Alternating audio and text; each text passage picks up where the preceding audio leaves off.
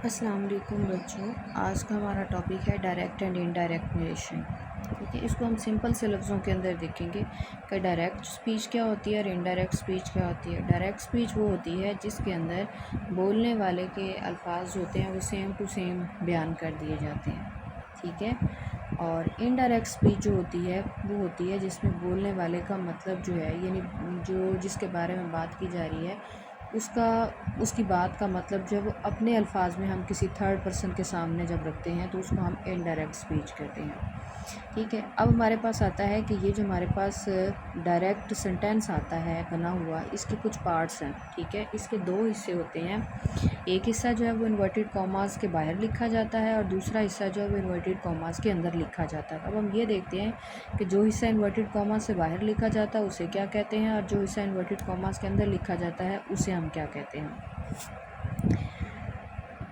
Direct speech वाले जुमले के अमूमन दो हिस्से होते हैं। ये मैंने अभी आपको बताया कि एक हिस्सा इन्वर्टेड कॉमास के अंदर होता है, दूसरा इन्वर्टेड कॉमास के बाहर होता है।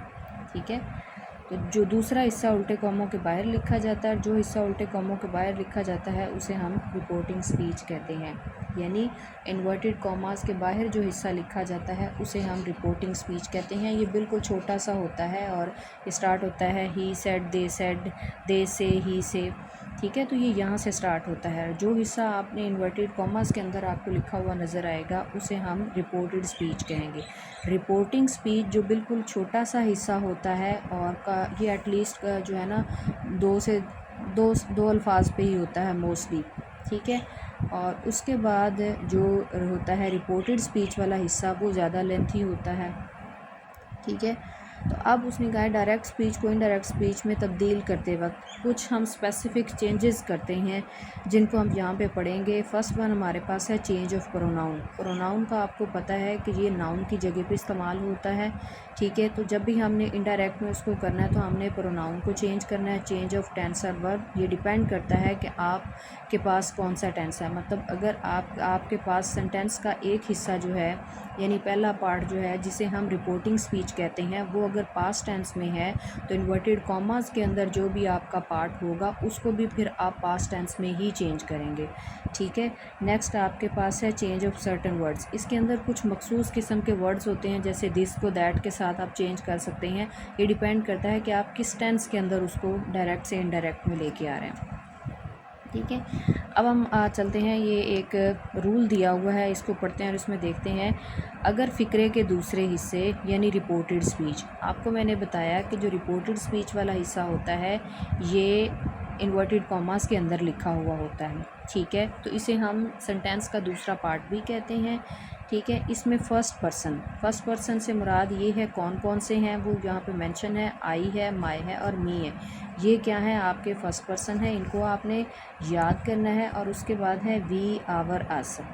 ठीक है, इनमें से कोई भी प्रोनाउन है, आई, माई, मी, ये आपके पास फर्स्ट पर्सन है। ठीक है, उसके बाद आ जाता है वी, आवर, अस में से कोई भी प्रोनाउन अगर आता है तो इसको फ़िक्रे के पहले हिस्से यानी रिपोर्टिंग स्पीच के फ़ाइल के मुताबिक तब्दील किया जाता है। अब इसको दोबारा सुने कि क्या एक्चुअली इसने बात क्या की है। आपको शुरू में मैंने बताया कि सेंटेंस के दो पार्ट हैं। एक हिस्सा जो है वो रिपोर्टिंग स्पीच है और एक हिस्सा रिपोर्टेड स्पीच है।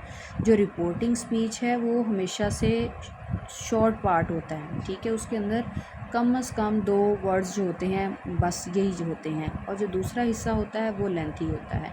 अब यहाँ चेंज करने वाली बात उसने क्या की, इसने कहा है कि अगर आपके पास यानी प्रोनाउन जो हैं फर्स्ट पर्सन हो आपके पास, यानी आई है, माई है, मी है, वी, आवर या अस में से कोई भी प्रोनाउन आता है, तो आपने इसको क्या करना है कि आपका जो वो हिस्सा सेंटेंस का वो हिस्सा जो इन्वर्टेड कॉमास के बाहर लिखा हुआ था, यानी वो शॉर्ट हिस्सा जो आपने जिसको हमने क्या रिपोर्टिंग स्पीच का नाम दिया है, एटलीस्ट दो वर्ड्स पे मुश्तमिल होता है, तो आपने उसके सब्जेक्ट के अकॉर्डिंग उसको चेंज करना है। ठीक है, अब यहाँ पे कुछ एग्जांपल्स हैं, इसको हम देखते हैं और करते हैं। एग्जांपल हमारे पास है शी। देखें यहाँ पे हमारे पास एग्जांपल है शी सेज़। अब ये जो सेज़ है ना, ये रिप्रेजेंट कर रहा है किसको, प्रेजेंट इंडेफिनेट को। ये हमें बता रहा है कि ये कौन सा टेंस है, ये प्रेजेंट टेंस है। ठीक है, हमने ये असूल पढ़ा है कि जब हमारे पास हमारा ये वाला हिस्सा जो है इसे हम रिपोर्टिंग स्पीच कहेंगे।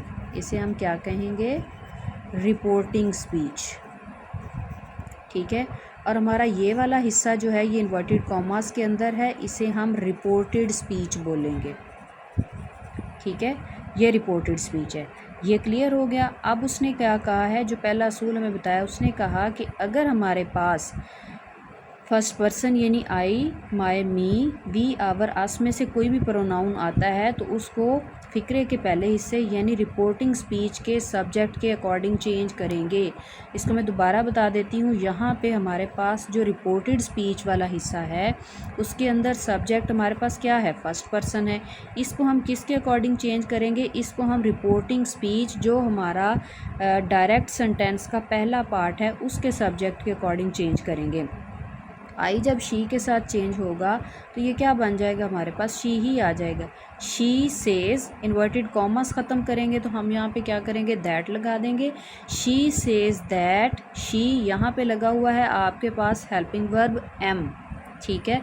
तो जब हमारा सब्जेक्ट चेंज हो गया तो यहाँ पे फिर उसके साथ हम एम तो यूज़ नहीं करेंगे। जब हमारा सब्जेक्ट चेंज हो गया तो फिर हम एम के साथ क्या लगाएंगे, इज़ लगा देंगे। She says that she is going to college, ठीक है। ये कंप्लीट हो गया।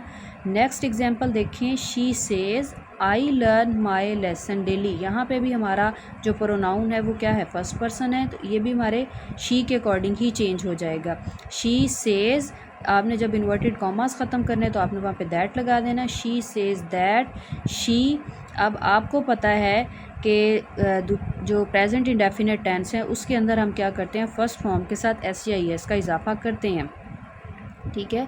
She says that she learns her lesson daily, she says that she learns her lesson daily.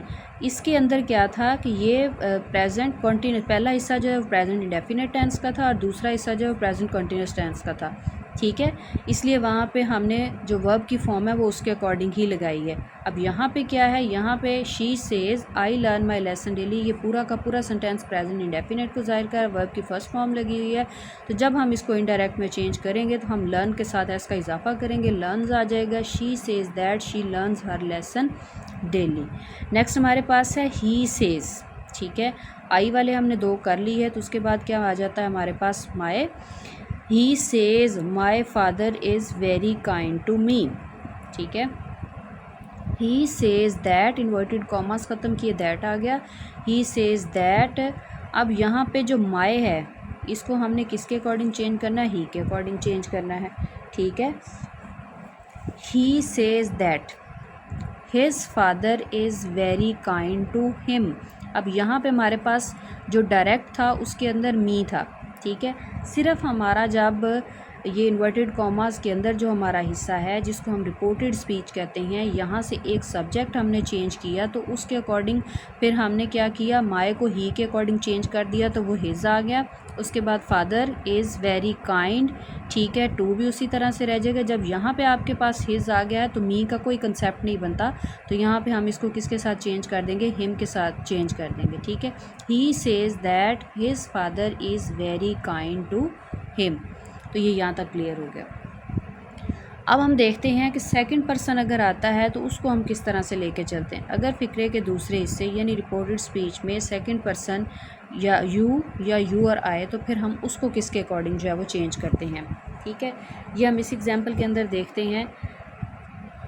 यहाँ पे एग्जांपल है हमारे पास, ही सेज़ टू हर। अब यहाँ पे एक चीज़ और भी चेंज हो गई है कि सेज़ टू के बाद जो हर है ये हमारे पास ऑब्जेक्ट भी आ गया। पहले हमारे पास था सब्जेक्ट, फिर उसके बाद हमारे पास फर्स्ट फॉर्म वर्ब और उसके बाद टू हर जो है ये क्या आ गया है, ये हमारे पास ऑब्जेक्ट आ गया। पहले जितनी हमने एग्जांपल्स की हैं उसके अंदर हमारे पास ऑब्जेक्ट नहीं था, ठीक है। You are a good girl. अब फ़िलहाल हम देखते हैं कि हमने क्या किया है। हमने कहा है कि सेंटेंस का जो दूसरा हिस्सा है उसके अंदर जब सेकंड पर्सन आए तो उसको आपने किसके अकॉर्डिंग चेंज करना है। तो जब आपके पास आपके सेंटेंस के दूसरे हिस्से के अंदर सेकंड पर्सन आ जाए, यू हमारे पास क्या है, सेकंड पर्सन है, तो सेकंड पर्सन को आपने क्या करना है, आपने पहले हिस्से के जो सब्जेक्ट है उसके अकॉर्डिंग चेंज नहीं करना, आपका जो ऑब्जेक्ट है आप उसके साथ चेंज करेंगे। यानी आप यू को हर के साथ चेंज करेंगे, आप इसके साथ चेंज नहीं करेंगे, ठीक है। और एक चीज़ और मैं बता दूं, जहाँ पे भी सेज़ टू आ जाए उसको हम किस में चेंज कर देते होते हैं, टेल्स में चेंज कर देते होते हैं।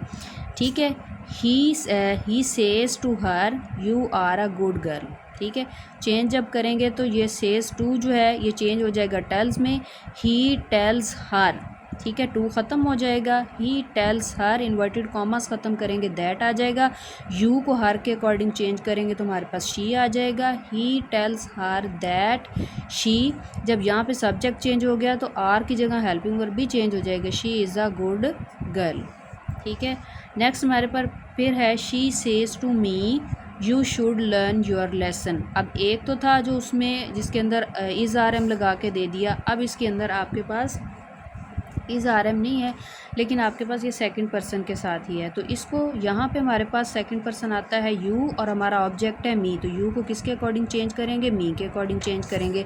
सेज टू है तो सेज टू किस में चेंज होगा, टेल्स में चेंज हो जाएगा, she tells me that, inverted commas ख़त्म किए दैट आ गया, she tells me that. You जो है जब मी के साथ चेंज होगा तो ये क्या बन जाएगा, फर्स्ट पर्सन बन जाएगा, she tells me that I should learn my lesson.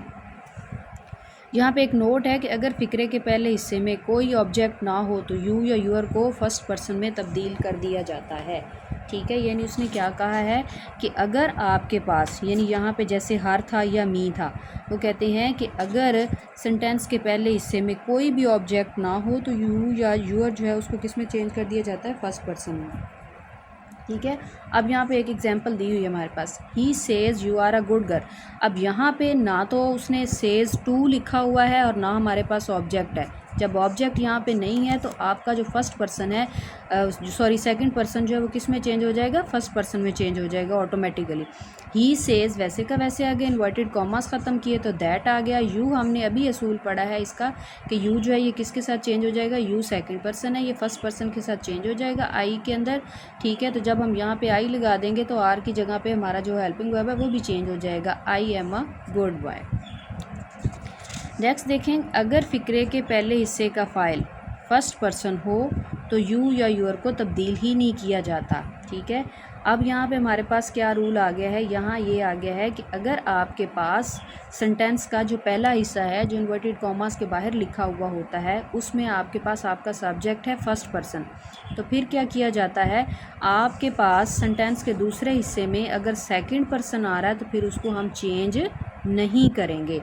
I say that you are good boy, ये सेम टू सेम वैसे ही रह जाएगा। नेक्स्ट आते हैं रूल नंबर 3 पे कि अगर फ़िक्रे के दूसरे हिस्से यानी रिपोर्टेड स्पीच में थर्ड पर्सन यानी इन्वर्टेड कॉमास के अंदर जो हिस्सा लिखा होता है उसके अंदर अगर he, his, him, they, their, them, it, its, one, once या कोई भी नाम आए तो उसको तब्दील नहीं किया जाता। She says she goes to college daily. अब यहाँ पे हमारे पास जो शी है ये क्या है, थर्ड पर्सन है, तो इसको हम चेंज नहीं करेंगे। She says that she goes to college daily. They say they learn their lesson regularly, they say that they learn their lesson regularly. अब इसके अंदर हमने फर्स्ट पर्सन को पढ़ा है कि वो कौन से हैं और उनको चेंज करते हुए हमने क्या करना है। फर्स्ट पर्सन को हमने देखा है कि उसको हमने अपने सेंटेंस का जो पहला हिस्सा है उसके सब्जेक्ट के अकॉर्डिंग चेंज करना है। सेकंड पर्सन के अंदर हमने देखा कि अगर हमारे पास हमारे सेंटेंस के पहले हिस्से के अंदर ऑब्जेक्ट मौजूद है तो हम अपने सेकंड पर्सन को उस ऑब्जेक्ट के अकॉर्डिंग चेंज करेंगे, ठीक है। नेक्स्ट हमने ये देखा कि अगर हमारे पास हमारे सेंटेंस के अंदर सेंटेंस के पहले हिस्से के अंदर कोई भी ऑब्जेक्ट मौजूद नहीं है तो हम सेकंड पर्सन को चेंज नहीं करेंगे। थर्ड वन हमने ये चीज़ देखी कि अगर हमारे पास हमारे सेंटेंस का जो दूसरा हिस्सा है जिसको हम इन्वर्टेड कॉमास के अंदर लिखते हैं उसमें अगर हमारे पास सेकंड पर्सन हो और जो पहला हिस्सा है पहला पार्ट है आपके सेंटेंस का उसमें अगर फर्स्ट पर्सन हो तो फिर उन दोनों को चेंज नहीं करते, उनको सेम टू सेम वैसे ही रहने देते हैं। थर्ड वन जो चीज़ थी हमारे पास उसके अंदर ये था कि अगर आपके पास थर्ड पर्सन, अब थर्ड पर्सन में कौन कौन से नाम है, कौन कौन से प्रोनाउन आते हैं उसको देखना है आपने कि इसके अंदर ही है, हिज है, हिम है, दे है, देयर है, देम है, इट, इट्स, वन, वंस, इनमें से कोई भी जब नाम आएगा कोई भी हम यूज़ करेंगे तो फिर हम उसको चेंज नहीं करेंगे।